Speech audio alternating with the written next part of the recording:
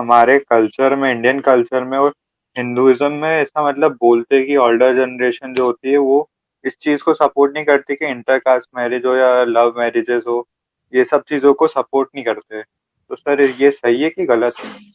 देखिए, अब आप जो हिंदू कल्चर की बात कर रहे हैं, वो वास्तव में हिंदू कल्चर नहीं है। वो तो कुछ पिछले 40-50 या 100 साल की एक व्यवस्था है। अगर इस व्यवस्था को आप देखें, पिछले 1000 साल में या 2000 साल या 3000 साल में रही, तो फिर वो अलग थी। अब आप बात कर रहे हैं यहाँ जिसको हम कहते हैं वर्ण व्यवस्था की। हमने वर्ण व्यवस्था पहले बनाई थी, भारत में चल रही थी, और वर्ण व्यवस्था का रूप आधुनिक काल में बहुत बदल गया है। हम अक्सर लड़ाई करते हैं इस बात पर कि वर्ण व्यवस्था अच्छी थी या बुरी थी। अधिकांश लोग जो अपने आप को आधुनिक कहना चाहते हैं, वो कहते हैं कि नहीं नहीं, बहुत बुरी थी, इसमें फ्रीडम नहीं था। दूसरे कहेंगे कि नहीं, इसके देखिए ये इस तरह से बहुत बड़े फायदे थे, और उसके भीतर जो विवाह होता था वो बहुत अच्छा होता था। लेकिन आज प्रश्न दूसरा है। आज वो पूरी वर्ण व्यवस्था बदल चुकी है। अब सीधा सा उदाहरण देता हूं। एक बनिया लड़की और एक ब्राह्मण लड़का दोनों एक ही कॉलेज में जाते हैं, मेडिकल में, और 5 साल तक वो एमबीबीएस करते हैं। और जब वो एमबीबीएस करके निकलते हैं, तो उन दोनों का क्या वर्ण हुआ? क्या उनके बाप का जो वर्ण था, ब्राह्मण और बनिया, वो उनका वर्ण हुआ, या उनका वर्ण हुआ डॉक्टर? सर आप डॉक्टर। आप तो डॉक्टर हो गए। तो अगर अब वो विवाह करते हैं और कहते हैं कि भाई हम शादी करना चाहते हैं, तो ये तो सवर्ण विवाह हो गया ना।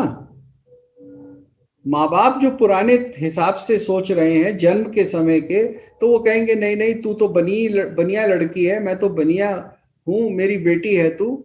और ब्राह्मण कहेगा नहीं नहीं, ये कैसे हो सकता है?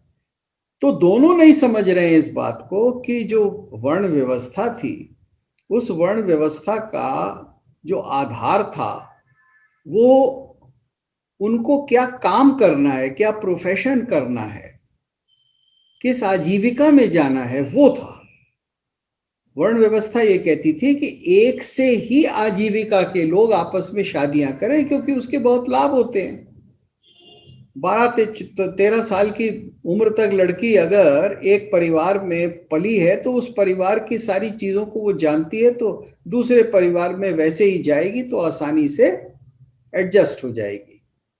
तो वो चीज तो आपने 5 साल एमबीबीएस की पढ़ाई करके कर ली। अब आपका एक वर्ण हो गया। तो पुरानी व्यवस्था के हिसाब से आपको विवाह करना चाहिए। लोग इस बात को नहीं समझते हैं। और बहुत सारी नई व्यवस्थाएं बन रही हैं, बहुत सारी नई जातियां बन रही हैं। अब जो राजनेता हैं, पहले जो राजा होते थे उनके बच्चे राज करते थे। आज जो लोकतांत्रिक रीति से सांसद बन गए हैं, वो अपने बच्चों को सांसद बनाते हैं।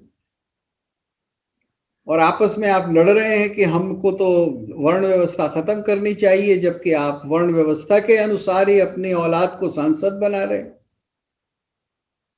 अगर हम इस चीजों को ध्यान से समझें और प्रयोग में लाएं, तो आप आधुनिक काल और प्राचीन काल के बीच में बड़ा अच्छा एक समायोग, एक बहुत अच्छी अंडरस्टैंडिंग पैदा कर सकते हैं।